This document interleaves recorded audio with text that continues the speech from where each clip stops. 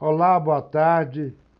Nós estamos hoje cumprindo uma promessa que tínhamos feito para vocês e para nós mesmos há várias semanas, que é trazer aqui o Rui Costa Pimenta, dirigente do PCO, do Partido da Causa Operária.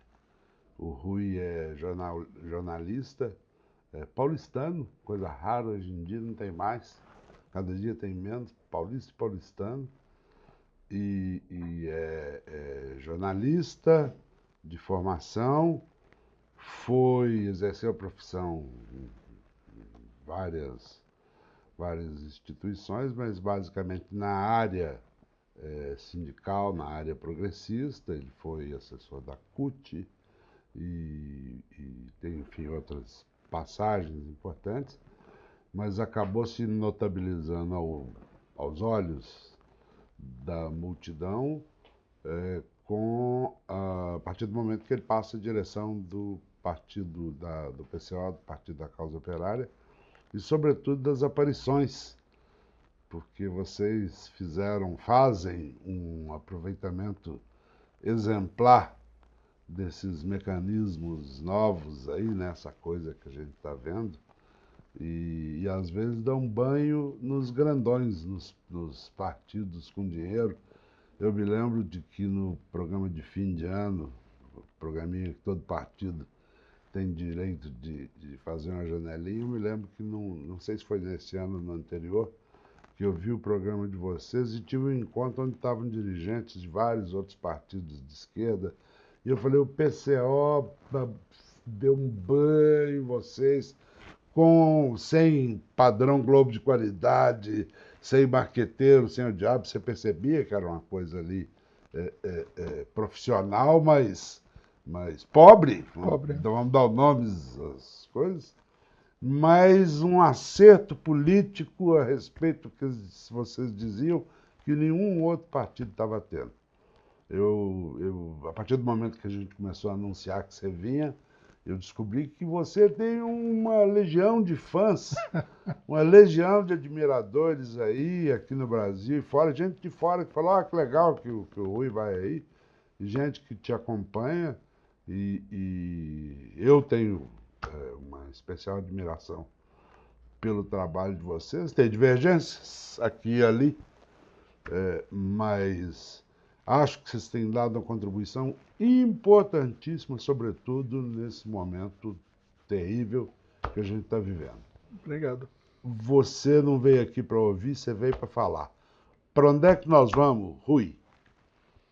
Olha, nós agora estamos numa situação difícil, né? Com a prisão do Lula. Nós fizemos aí um esforço muito grande para evitar esse desenlace, né? Nós chamamos a atenção aí dos companheiros do PT, da Frente Popular, de que a prisão era uma coisa, não assim líquida e certa, mas era muito provável, e que era necessária uma mobilização de maior porte para acuar a direita que, apesar de ir aos trancos e barrancos, está indo para frente. Infelizmente, eu acho que predominou a ilusão de que o Lula não poderia ser preso de jeito nenhum, que eu acho que é uma incompreensão do processo e do adversário também, Sim. uma subestimação.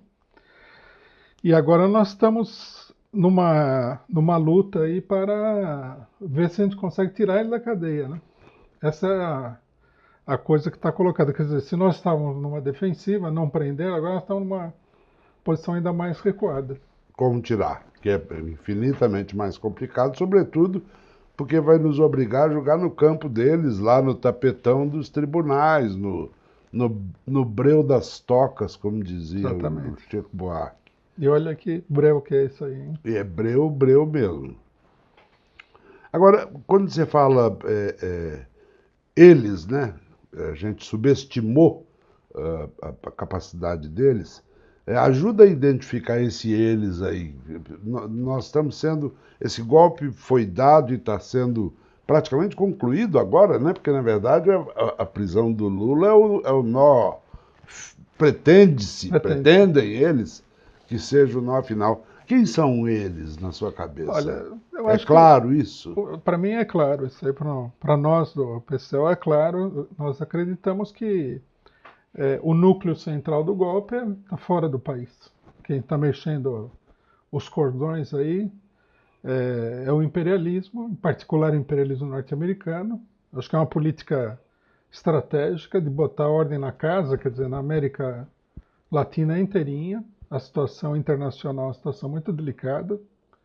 E eu acho que eles não podem conviver nem do ponto de vista econômico com esses governos nacionalistas, democráticos, Progressista. progressistas, e nem do ponto de vista político, né? Nós estamos num momento aqui em que há uma crise internacional muito grande com a questão da Síria, que é um exemplo das dificuldades do imperialismo, né? O imperialismo, os norte-americanos ameaçaram bombardear a Síria, o Putin falou que vai Que não. retaliar, não vai aceitar. Quer dizer, para enfrentar uma situação desse porte, você precisa se garantir que você não vai ter Ter preocupações, preocupações. ter que gastar sua energia com o quintal. Exatamente. Eu acho que é todo um plano, né? Há uma crise capitalista muito grande. Apesar da imprensa mundial disfarçar o fato, nós não tivemos nenhuma recuperação real desde a crise de 2008. A situação continua se deteriorando. Eu acho que o golpe é um resultado disso daí. É incompatível conviver com um governo que vai, mesmo que seja numa medida modesta, redistribuir a renda, que vai manter a propriedade estatal. É preciso distribuir isso para os capitalistas, para os bancos, recuperar a lucratividade, o que não está ocorrendo, né? Eu acho que esse é o núcleo central. E aí formou-se um bloco de diversos interno que decidiu se associar com isso. Me parece que alguns já se arrependeram dessa manobra, né? A gente pode ver pela divisão no STF, que é muito significativa. Sim. Divisão quase meio a meio, Quase né? Porque meio a meio. semana passada, por um voto, você mudaria tudo. Mudaria tudo, exatamente. É uma crise institucional muito profunda. Tanto que o Exército foi obrigado a se pronunciar, ameaçar o STF, né? Enquadrar, né? Porque aquilo ali é um enquadramento. Exatamente, um enquadramento. Enquadrou o STF, exatamente. Eu acho que é uma crise institucional muito grande, né? Essa crise comporta a ameaça de um golpe militar. Nós não podemos fechar os olhos para isso. E eu acho que a prisão do Lula não solucionou os problemas dos golpistas. É um passo que eles deram adiante. Era uma tarefa complicada colocar o Lula na cadeia, como a gente viu em São Bernardo, né? Eu não sei, inclusive, se todo mundo entendeu, porque as pessoas não estavam lá. Mas o caso de São Bernardo colocou em xeque o golpe. A hora que aquela multidão falou não vai se entregar, e não deixou o Lula se entregar... Lula não sai e PF não entra. PF não entra. Isso daí colocou uma situação de crise muito grande. Contra a vontade do Lula, que estava preparado para ir se entregar, tinha sido negociado, e a peãozada disse, não sai não. Não sai não, exatamente. Muito impressionante. Foi... muita gente acha que foi o PCO que encurralou o Lula dentro do sindicato, não foi assim, né? Embora nós estivéssemos lá, foi uma decisão muito, isso é muito interessante, dos próprios militantes de base do PT, né, que eu achei muito enérgica essa decisão, e o Lula não teria saído, não, se não fosse uma manobra meio rocambolesca que foi feita ali, o pessoal não ia deixar sair e não ia deixar a polícia entrar para prender o Lula. Tanto eles parece que já temiam isso um pouco, que no trevo da Via Anchieta, que dá acesso àquela avenida que vai para o sindicato, você tinha ali 3 ou 4 blindados da PM, do choque, e caminhões espinha de peixe, com o quê? Com gente da tropa de choque, já que a federal não está habituada, não está preparada para repressão massiva. Mas já estava, a cachorrada do choque já estava lá na beira da estrada. Então, muito provavelmente, fazia parte das preocupações deles que isso pudesse eclodir. Não, e criou-se momentaneamente, né? A gente pode ver pela imprensa, porque até as personalidades políticas e até as Forças Armadas, ninguém falou nada. Mas você podia reparar pela imprensa o clima de tensão que estava se acumulando por aquela decisão, primeiro do Lula de não se entregar e depois das pessoas de não deixarem o Lula sair. Sim. Eles ficaram com muito medo, muita preocupação disso daí. Muito fora do script, né? Os repórteres que estavam lá, porque eles acharam que as coisas iam acontecer mais ou menos como previsto, com um ou outro arranhão, que de uma hora para outra não, Lula não sai e a cana não entra. Sabe, algo novo ali no script. E o pessoal estava plenamente consciente de que a polícia poderia vir, tudo estava disposto a se eu vi o choque lá, eles também viram, claro. Sem dúvida. Não, claro. Eles até tinham, no momento anterior, eles já tinham colocado a Guarda Metropolitana que se aproximou da manifestação, eles enxotaram a Guarda Metropolitana, falou não. Tentaram desligar a luz, o sindicato também enxotaram lá a Eletropaulo, sei lá quem era que estava desligando a luz. Quer dizer, o clima não era de vamos entregar ou vamos só fazer uma manifestação para a televisão ver. Não, o pessoal não... Não era show-off, era uma decisão... Exatamente. Não era só para mostrar, não era figuração. Agora, Rui, o Brasil tem 500 anos em que a gente sabe que as soluções são sempre por cima, né? Não há um momento na história brasileira em que a transformação tenha tido a participação do conjunto da massa de trabalhadores. Você não teme que, mais uma vez, a gente seja obrigado a negociar coisas importantes para impedir o golpe, para ter eleição? Vamos de novo sair pela política do andar de cima? Bom, eu acho que a gente precisaria matizar um pouco essa interpretação, né? Eu já discuti muito com essa... uma concepção constante, né? O povo não participa, abolição e tal. Mas se a gente observar bem a história nacional, nós vamos ver que esses movimentos por cima, eles são uma reação aos movimentos por baixo. Sei. Quer dizer, nunca houve verdadeiramente nenhum movimento por cima. Independência, abolição, república, 30. Revolução de 30, nada que não tivesse tido uma ameaça muito grande por baixo e que aí os de cima, que são muito rápidos para pensar e muito mais organizados do que o povo, dão uma solução para essa situação. Eu acho que nós estamos vivendo uma situação muito parecida com essa, porque a polarização política no país está crescendo. Então, logicamente que a burguesia brasileira, os políticos tradicionais, que são escolados em fazer isso daí, o fim da ditadura foi assim também. Claro. Toda aquela negociação foi porque a pressão era muito grande para sustentar. Para que houvesse eleições e para que não houvesse eleições foi preciso fazer um bordado ali. Exatamente. Eu acho que nós estamos indo para uma situação parecida com essa. A prisão do Lula... os jornais, eu tenho visto, né? Cinicamente os jornais apresentam assim, agora está tudo tranquilo, não vai acontecer nada. Não, a temperatura política no país, ela vem subindo sistematicamente desde o golpe. E ela está bastante alta. É que o Brasil, nesse sentido, é um país peculiar, né? Claro. Muito descentralizado, muito grande, muito desigual, né? Em vários sentidos. Sim. Então, para você ter aquela concentração que dá uma resposta popular eficaz, demora, né? É como eu citei já em algumas oportunidades um exemplo que eu acho que é bem característico. Da vitória do Washington Luiz, do candidato do Washington Luiz, na República Velha, a Revolução de 30, passa todo um tempo. Mas a vitória dele já era o começo da crise. Aí vai, né? A crise vai se acumulando, né? Parece que a panela é muito grande para... E explode por uma casualidade, que é a morte do João Pessoa. Do João Pessoa, exatamente. E que, no fundo, era um crime passional ali. Não tinha nada a ver com isso. Foi transformado num crime político que virou o país, de perna para cima.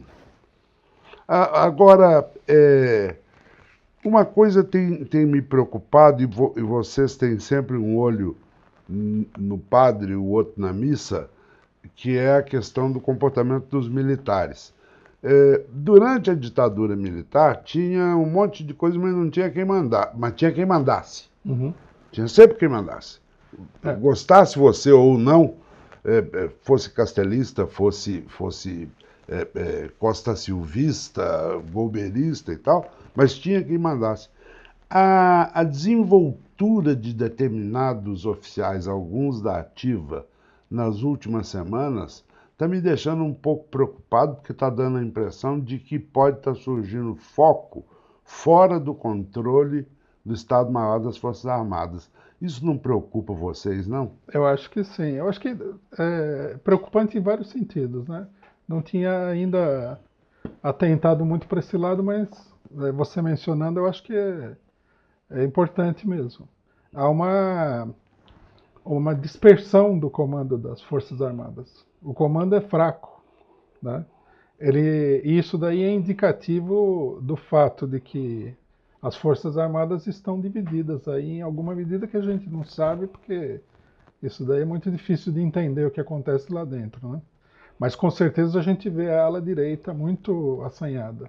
E uma coisa que chamou a atenção também, um brigadeiro da ativa, brigadeiro do ar, fez uma declaração que é o oposto da declaração do comandante do Exército. É na época do Mourão, né? Exatamente, dizendo que não, que o Exército não tem, as Forças Armadas não tem Não que se são- meter não tem que nisso, se não meter. estão.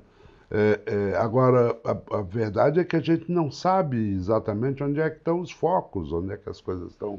O único sinal que eu vi nesse sentido que me chamou a atenção foi quando foram feitas as manobras na fronteira com o Peru e a Colômbia, que houve muita explicação da parte dos chefes do Exército de que eles não estavam comprometendo a soberania nacional e de que todo mundo viria desarmado, que só os brasileiros estariam armados. Eu achei peculiar Sei. esse excesso de explicação. Sei, Aparentemente era para um público interno sei. que está dividido entre lutar por uma soberania nacional ou defender a soberania nacional e o problema da corrupção, que eu acho que onde eles conseguiram manter uma certa unidade dentro das Forças Armadas. E ajuda a pegar a classe média também, não é tão fácil. Foi assim em 64. Foi. Viemos para acabar com a corrupção. É isso. É. Pega. Jânio se elegeu presidente dizendo que ia varrer a sujeira do país. Eu, por exemplo, desde o começo nós falamos, isso aí é uma isca para morder um anzol, não tem realidade nenhuma. Minha família sempre foi a maior parte da minha família sempre foi dessa política. A maior parte votou no Jânio Quadros. Então, desde criança eu vejo essas coisas e eu já sei, desde menino, que tudo isso daí é demagogia política da mais superficial que você pode ter, e é demagogia de direita. Não aguenta um arranhão que você encontra lá de baixo, o que no fundo é uma questão de classe, É uma questão de questão classe. E a hora que você social. vai ver, os que mais gritam corrupção são os mais corruptos Exatamente, exatamente. Tem um sujeito, um neto do Milton Campos, um cientista político mineiro, que fez uma tese há muitos, muitos anos. Curioso que seja neto do Milton Campos, que era um dirigente da UDN, da UDN. e ele fez uma tese de doutoramento que se chamava UDN, o populismo sem povo. É, no fundo, um pouco o que os tucanos tentaram ser e que não conseguiram nem isso, né? Não conseguiram sequer reproduzir a velha UDN. É uma caricatura, na realidade. Caricatura. É uma UDN sem Eliomar Baleiro, né? Sem Bilac sem Carlos Pinto, Lacerda. sem Carlos Lacerda, eles não têm. O Carlos Lacerda dele é esse sujeito de plástico, que é o prefeito, que era prefeito de São Paulo até agora, esse Dória. Até nisso piorou o país, né? Até na direita. Até a direita, né? piorou. Exatamente. Saudade da nossa direita. Então, eu fico pensando, para onde é que nós vamos, seu Rui? Para onde é que nós vamos? O que nós temos que fazer? A única solução diante do golpe é a mobilização do povo. É o que aconteceu em 54, né? Não fosse a mobilização operária relativamente espontânea diante da morte do Getúlio, né? E o golpe de 64 ele viria com maior violência e muito mais antecipação. Eu acho que nós estamos na mesmíssima situação. O difícil é que as direções políticas compreendam isso daí. Eles acreditam que através de medidas institucionais, num regime que está se degradando dia a dia, já praticamente é um regime em completa dissolução, Sim, você decomposição. vai. Eu acho que essa ilusão aí é o grande obstáculo. Só que agora, eu acho que com a prisão do Lula e todas as coisas que vêm acontecendo, há uma mudança na opinião pública de todo um setor da esquerda, muito amplo, né? Muito amplo mesmo. Está todo mundo se perguntando se vale a pena você acreditar que o STF vai soltar o Lula, que vai ter eleições, Que a Lava Jato era para pegar que era para ladrão. pegar ladrão. O pessoal está abrindo o olho, que é o. Eu acho que é o povo, né, principalmente os setores mais esclarecidos, abrirem os olhos é o principal processo de transformação, porque na verdade a luta se dá aí, né? O pessoal tem que pensar que tem que colocar em xeque o golpe, e isso tem que ser colocado em xeque pela mobilização popular. Existem organizações populares poderosas, a CUT é uma organização poderosa, o MST é uma organização poderosa, mas é preciso alinhar a política num determinado sentido. O caso do Lula, a grande importância que eu dou a esse, fora o fato de que o Lula foi preso, que é um desastre político, é que mostrou que primeiro, mostrou que um setor já não falou, não, não vai prender para depois soltar, não vamos deixar É, prender. Chega claro, disso, vamos claro, agora, claro. vamos resolver o problema na raça. E segundo que, momentaneamente, não fosse a política do próprio Lula que queria se entregar, isso daí surtiu um efeito, porque você sentia no ar a paralisia dessas instituições golpistas. Eles foram colocados em xeque bem assim, rapidamente, aquela situação se desfez. E isso pode ser uma faísca, né? Pode Isso ser uma pode ser faísca. é esse curto-circuito que inesperadamente. É, Agora, é, é, é, eu te pergunto o seguinte, né? Fazendo cenários, nós não temos arma, eles não têm voto. Ninguém vai ganhar do outro e vai levar, à medida do que a gente está podendo ver a médio prazo. Estamos precisando de um degolho, é? pode surgir essa solução, né? A solução de tipo bonapartista, né? Bonapartista, Mas a grande O pergunta perigo. seria quem seria Pois essa é, quem pessoa? seria e por quanto tempo? É. As Forças Armadas já se candidataram a fazer uma espécie de bonapartismo militar, sem uma figura de prova. Ou melhor, está cheio de gente que é candidato, Claro, Mourão e tal, claro, o Bolsonaro, mas não dá para ver que claro. eles possam cumprir esse papel.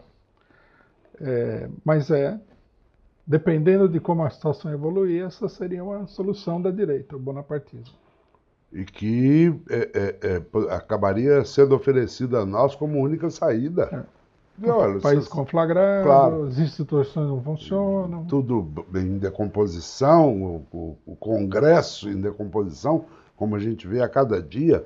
Ontem, o sujeito do tal partido PEN, do PEN, que retirou a medida que ele tinha apresentado ao Supremo, dizendo o seguinte: não, eu não sabia que isso aí era para beneficiar o Lula. Nós somos de direita, nós não temos nada a ver com isso, não. Então, chegou num ponto como esse, dirigente de um partido, dizendo: não, eu estou retirando o pedido do Supremo. Para defender os correligionários dele. Para defender, nós viemos aqui para defender Lula, não, nós somos de direita. Então, quando um Congresso Nacional chega num grau de decomposição como esse, você começa a achar que tudo pode acontecer. Tudo pode acontecer. É caótica a situação, sem dúvida nenhuma. E a crise está se aprofundando. Né? E sem perspectiva, sobretudo agora com a prisão do Lula, sem perspectiva de que o lado de cá tenha uma interlocução. Sabe, não tem interlocução. Do lado de lá já não tem porque eles estão se comendo. Agora, do lado de lá, do lado de cá, a partir do momento que prenderam o Lula, eles eliminaram uma interlocução que ele tinha com um amplo setor. Aí sempre tem o recurso, né? Como fizeram com o Perón, um pouco antes da vitória eleitoral dele. Arrumar como é que chamava o nosso... 71, né? O dentista lá, o grande dentista. Simpaticíssimo. Esqueci. É o nome do grupo Da da Kirchner, né? Kirchner, exatamente. Exatamente. Então, o Perón, eles barraram a entrada do Perón, a situação fugiu do controle e mandaram buscar ele para É. controlar a situação, né? É sempre uma alternativa, né? E eu acho que a tendência geral da situação política não é se resolver pacificamente, é a temperatura esquentar. Os golpistas lançaram aí uma carta, uma jogada muito complicada, né? Não fecha, todo mundo está Não vendo fecha, isso. não fecha. Chegou um momento em que não amarra o nó Não, final. não amarra o nó Não final. amarra juridicamente, não amarra politicamente. Exatamente. Eles fizeram uma navalha com fio fino demais e estão começando a pisar em cima dele. Exatamente.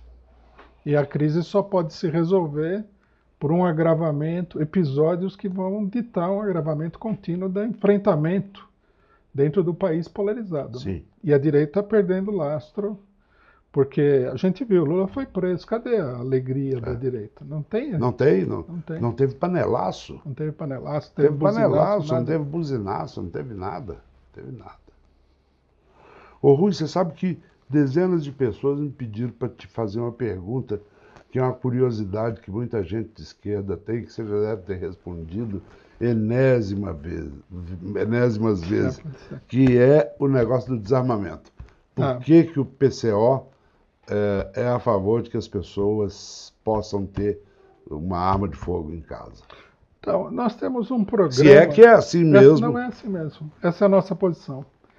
Nós temos um programa político que, embora seja um programa socialista, nós queremos uma sociedade sem capitalismo, etc. e tal, nós entendemos que boa parte da política no dia a dia, até para você chegar numa possibilidade como essa, é a luta política democrática.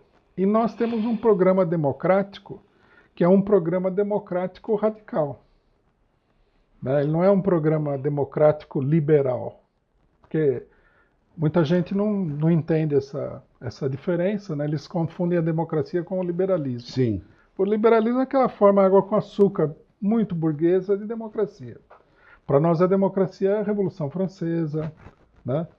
Então nós temos, o nosso programa se baseia nesse democratismo, digamos assim, radical. Sim, sei. E essa política sempre disse, né? A Constituição norte-americana escreve isso daí, que é um direito do cidadão se armar e se insurgir contra a tirania. Você só pode ter um regime democrático se a população não estiver sujeita, né, a ser subjugada por forças exteriores. Por exemplo, um Estado de tipo monárquico. Sim. Que é o que existe no Brasil hoje, em última instância. Essa forma republicana mal esconde um governo de tipo autocrático que tem aí, onde a população é totalmente dominada. Então nós defendemos isso daí. E agora, tem algum lugar que deu certo? Porque, por exemplo, eu conheço países, Cuba, Israel parece que também, que por uma questão de autodefesa, todo cidadão de mais de X anos de idade pode ser. Em Israel não sei se é, mas em Cuba é. Todo mundo que tem mais de 16 anos de idade tem acesso a uma arma de fogo em não sei quantos minutos, caso haja uma invasão, enfim, uma agressão ao país. Agora, tirando casos revolucionários, em algum país esse tipo de política foi boa para a população, porque a gente vê, é inevitável olhar para os Estados Unidos, né? Esse moleque entra dentro da sala de aula e mete fogo, mata uns 40, 50 e vai embora. E o Trump está propondo para resolver o problema, os professores, cada um leva seu trabuco na cintura. Vai virar um tiroteio na sala de aula. Pois é. Bom, mas isso é, digamos assim, é uma concepção social da direita, não tem diretamente a ver com o problema do armamento em si, né? O que você precisaria era modificar determinadas condições em que as pessoas vivem. Mas eu acho que os Estados Unidos é o melhor exemplo, porque a gente teria que imaginar como seria o governo norte-americano com a sua propensão ditatorial se eles não tivessem medo da reação da população, que é muito armada nos Estados Unidos. Em muitas situações você vê até grupos de direita que falam, não vamos aceitar isso, saem armados lá, o governo fica, né? eu acho que não é aparente, não é explícito, mas o fato da população estar armada contém o governo. O governo norte-americano é uma monstruosidade. Sim, claro. Né? A denúncia do Snowden mostra que é o É. governo mais totalitário que já existiu na Na face da Terra. história da humanidade, nada parecido. Agora, você imagina uma população desarmada nesse país aí? Eles iriam fazer todo tipo de. Já fazem todo tipo de loucura, e isso aí iria crescer exponencialmente. Né? Eu acho que é um exemplo importante. População armada é mais difícil de ser esmagada por um Estado que é um Estado ditatorial, muitas vezes um Estado totalitário escondido de trás de uma forma. Eu acho que. Depois também eu acho o seguinte, né? Nós também não concordamos com a ideia de que a população tem que ser tutelada, de que a Sei. população é menor de idade e tem que ter um tutor. Por exemplo, nós fomos totalmente contra o problema da ficha limpa. Bom, agora veja o que aconteceu. A ficha limpa contra a corrupção não serve para nada. Mas serviu o quê? Para manipular provavelmente o que seria a eleição mais importante do Brasil nos últimos 50 anos. Sim, exatamente. Nós falamos, não, quem tem que decidir não são juízes, é o povo. Aí muita gente fala, né, mas o povo não entende, entenderá, aprenderá. É, tem que aprender. Tem que aprender como uma criança. Se você não dá liberdade dela cair, ralar o joelho, bater a cabeça, Não vai aprender a andar. não vai aprender nada. É. Tá bom, Rui. Foi uma alegria estar aqui com você. É uma alegria minha. Muito Quero prazer. que você volte, não é um convite formal. Volte quantas vezes quiser, a gente está à disposição. Estamos na mesma canoa, Com certeza. somos da mesma tribo, da mesma família. Diferença aqui, diferença lá, não é agora que a gente vai discutir isso. Não está. É, Não está na hora não de está jeito na nenhum. hora, não tá na hora de dividir. Então, fico muito feliz de estar contigo e de ter atendido finalmente a promessa que fizemos para os nossos seguidores de te trazer aqui no Nocaute. Não, o prazer foi todo meu. Tá bom? De estar Muito aqui com obrigado. você.